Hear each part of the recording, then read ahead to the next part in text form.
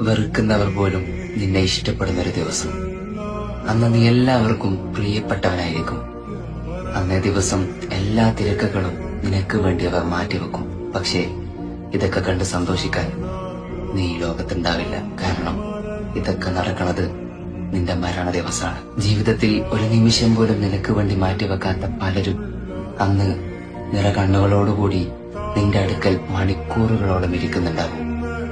ജീവിച്ചിരിക്കുമ്പോ ഒരു നല്ല വാക്ക് പോലും പറയാത്ത പല ആൾക്കാരും അന്ന് നിന്റെ നന്മകളെ കുറിച്ച് വാദോരാതെ സംസാരിച്ചു കൊണ്ടിരിക്കുന്നുണ്ടാവും. സത്യം പറഞ്ഞ നിന്റെ വേണ്ടപ്പെട്ടവരെ പോലും നിന്നിലേക്ക് അടുപ്പിക്കാനുള്ള ഒരേയൊരു മാർഗമാണ് മരണം.